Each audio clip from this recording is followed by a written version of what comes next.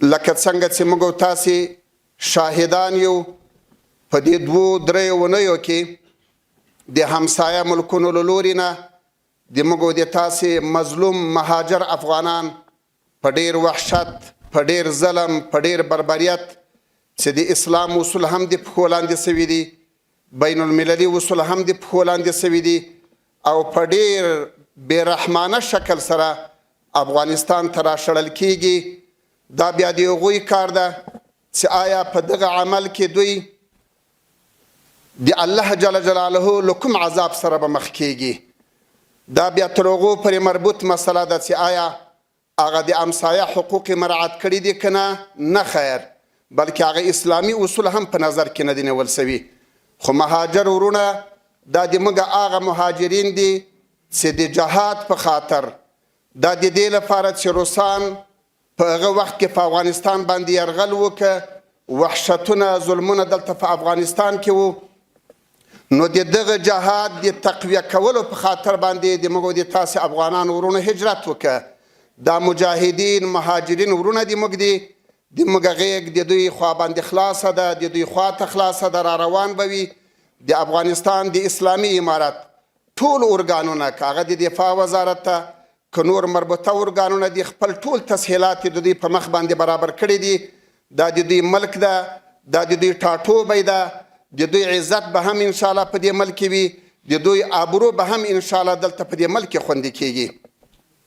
قدرمنو معززو مسؤلینو، کوم مبارک آیت چې ما د تاسې په خدمت کې تلاوت کړ، الله جل جلاله مسلمانان، هغه مسلمانان چې په یو مسؤلیت کې واقع دي، خپل مسؤلیت ته متوجه کوي.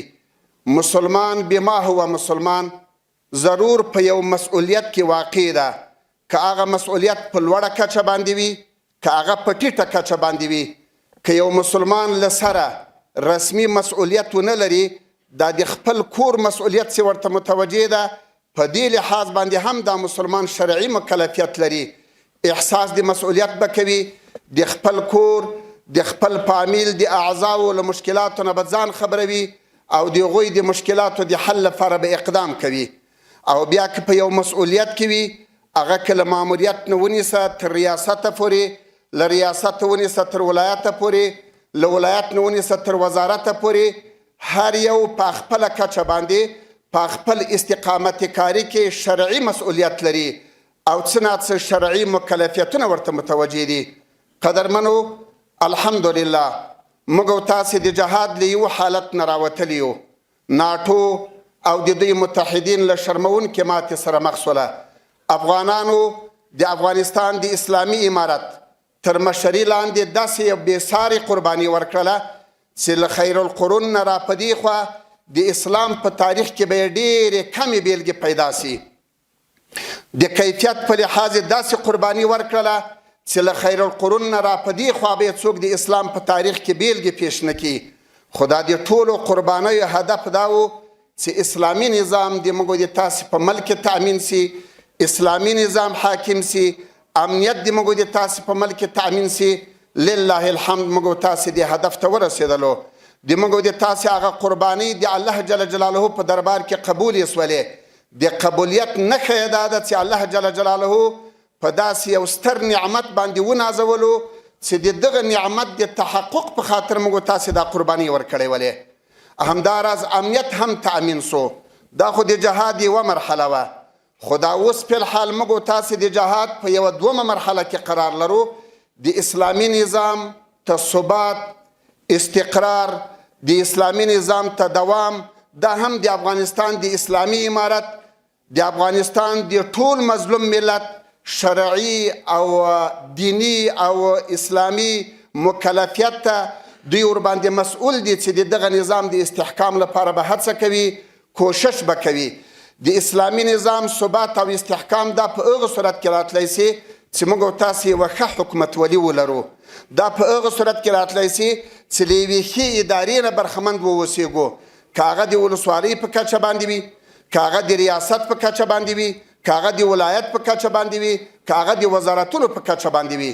خو البته قدرمنو، په هغه مرحله کې هم موږ او تاسې د الله جل جلاله په ابتلا کې واقع وو. په دغه مرحله کې هم د الله جل جلاله په ابتلا کې واقع یو، خو هغه ابتلا تر دې ابتلا نه اسانه وه. په فزیکي لحاظ ستړیاوې په هغه مرحله کې ډېرې وې، شهادتونه وو، زخمونه وو، بندیخانې وې، چاپې وې، کړاوونه وو. خو هغه ابتلا ځکه اسانه وه چې په هغه ابتلا کې هغه مقام د قرب الی الله همیش له مجاهدینو سره وو. اما دغه مرحله په دې لحاظ سره خطرناکه ده چې دلته ابتلا په نعمتونو کې ده، دلته ابتلا په راحتونو کې ده، دلته ابتلا په داسې مفشنو تعمیرونو کې ده، دلته ابتلا په ښو اسلحو کې ده، دلته ابتلا په ښو موټرو کې ده چې څومره نعمتونه په دنیا کې وو الله جل جلاله د افغانستان مظلوم ملت ته ورکړله. نو په دغه مرحله کې دا ابتلا خطرناکه په دې لحاظ سره ده چې کله ناکله خدای نخواسته بیا له مجاهدینو نه او له مسؤلینو نه هغه مقام د قرب الی الله ځایلیږي. ځکه دا د نعمتونو په عشق کې، دا د نعمتونو په رغبت کې دوی غرق وي، نو په دغه مرحله کې بیا کله ناکله هغه مقام د قرب الی الله ځایلیږي. نو چې کله مقام د قرب الی الله زایل سي، هغه مسؤول په خپل مسؤلیت کې له ناکامي سره مخ کیږي او دغه د ناکامي په نتیجه کې خدای نخواسته بیا دغه مقدس نظام له ننګونو، له مشکلاتو، له تکلیفونو سره مخ کیږي. نو الله جل جلاله دې د موږ او د تاسې د هغو شهیدانو قرباني قبولي کړي چې دغه نظام د حاکمیت لپاره یې ورکړي دي. هغوی فاتحین، فائزین، کامیابه د الله جل جلاله حضور ته ورغلله. خو اما موږ او تاسې اوس له ننګونو، له مشکلاتو سره مخ یو. کوشش به کوو چې د خپلو شهیدانو له قربانیو سره به لوبې نه کوو. کوشش به کوو چې موږ او تاسې د خپلو مظلومو شهیدانو د کونډو په سر باندې د شفقت لاس راکش کو، په یتیمانو باندې د شفقت لاس راکش کو. نو د دې لپاره چې په دغه مرحله کې په خپل مسؤلیت کې کامیاب سو او د الله جل جلاله په دغه ابتلا کې هم داسې کامیاب سو لکه څنګه چې په تیره ابتلا کې کامیاب سوی وو.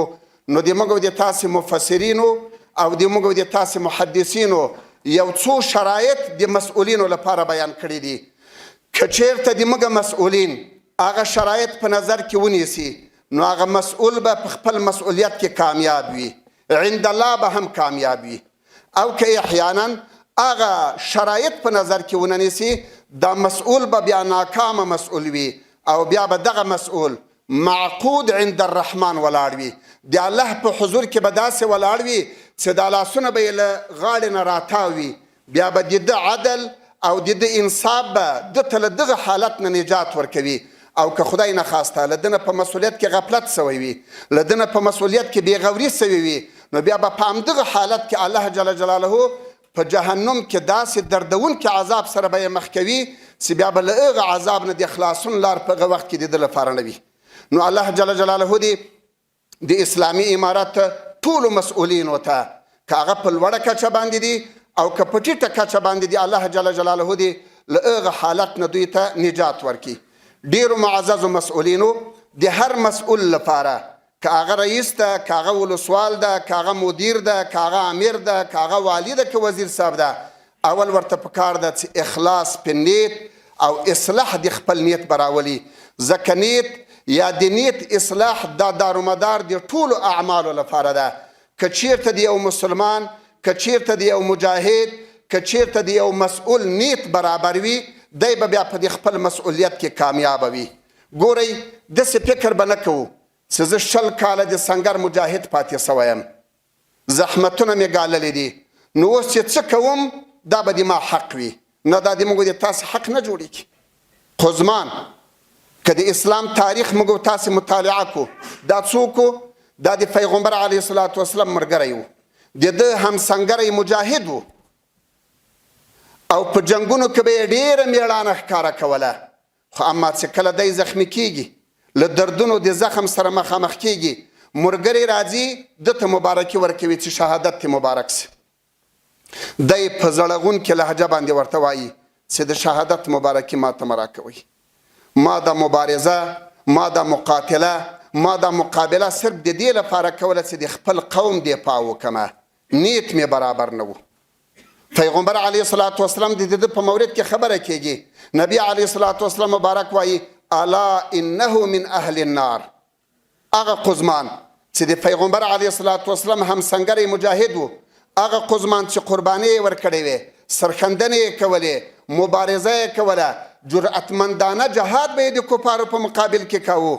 خو اما پیغمبر علیه الصلاة والسلام وایي الا انه من اهل النار، دا جهنمي ده، ځکه د ده نیت نه ده برابر. نو موږ او تاسې لا تروسه د ابتلا له مرحلې نه یو وتلي، اعمال صالحه مو کړي دي. الله جل جلاله د اصلاح په نیت موږ او تاسې ته نصیب کړي، تر څو هغه اعمال صالحه مو د الله په دربار کې قبول وګرځي. نو اصلاح د نیت د هر مسؤل لپاره دا یو شرعي او لازمي شرط ده. که چیرته د مسؤل نیت برابر وي، الله جل جلاله به په مسؤلیت کې کامیاب کړي. که د ضد حوادث یا پیښو ته د رسېدو د دې قدرمنو مسؤلینو، که په لوړه کچه باندې دي که په ټیټه کچه باندې، که چیرته د دوی نیتونه برابر وي، الله به یې په دغه محوله مسؤلیتونو کې کامیاب و کامران وګرځوي. او که چیرته یې نیت نه وي برابر، بیا به د الله په ابتلا کې واقع وي، ام په دنیا کې ام په آخرت کې.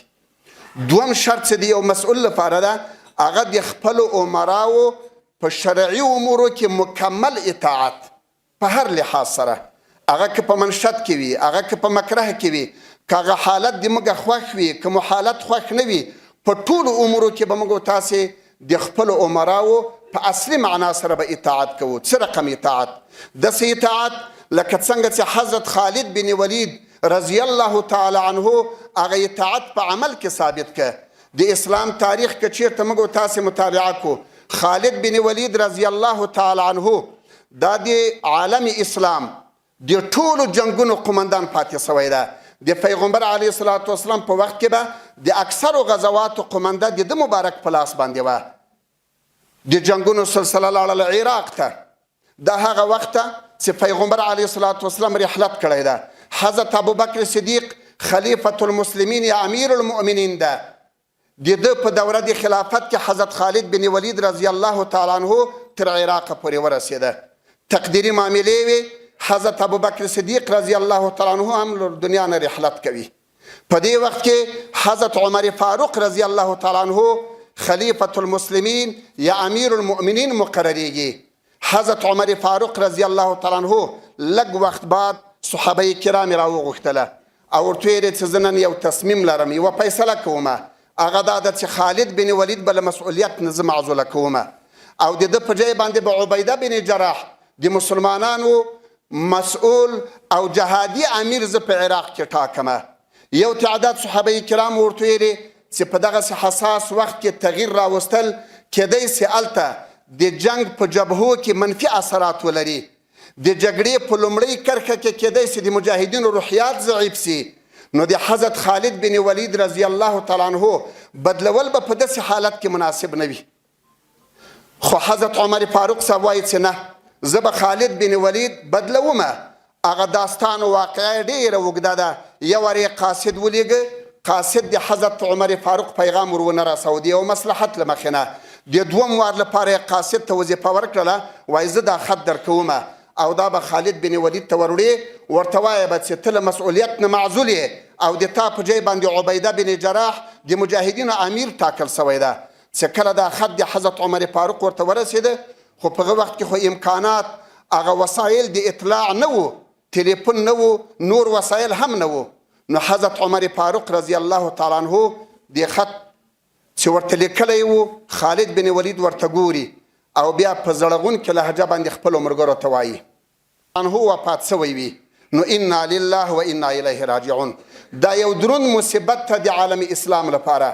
او که حضرت عمر فاروق د ابوبکر صدیق په ځای باندې د مسلمانانو خلیفه ټاکل سوی وي، نو هغه د ما اوس امیر المؤمنین ده، د هغه د امر اطاعت به کومه او د خپله زغره راباسي د عبیده بن جراح په اوږو باندې اچي او بیا ورته وایي زه به د تا سپاهي او د تا مجاهد او د تا عسکر به یم. موږ او تاسې به هم په دغه شکل سره اطاعت کوو. نن به رئیسان یو، سبا به له دې مسؤلیت نه لرې کیږو. نن به په ولایت کې یو، سبا به له دې ولایت نه لرې کیږو. نن به په وزارت کې یو، سبا به له دې وزارت نه لرې کیږو. خو د خپل حضرت امیر المؤمنین حفظه الله ورعاه د فرامینو تطبیق، د فرامینو رعایت، د هغه په ټولو امورو کې اطاعت، داسې اطاعت لکه څنګه چې حضرت خالد بن ولید رضی الله تعالی عنه د حضرت عمر فاروق کړی و، موږ تاسې به هم د خپل امیر المؤمنین په دغه شکل سره اطاعت کوو.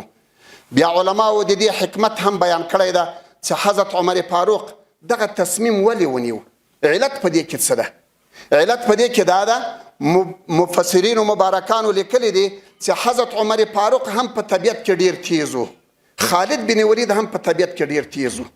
نو وایي که چېرته موږ دوه تیزه په یوه اداره کې یو، نو طبیعي خبره ده دلته به په اداري امورو کې لږ سکتګي راځي، د خلکو امورو ته به په خپل وخت باندې رسیدګي نسي کېدلی.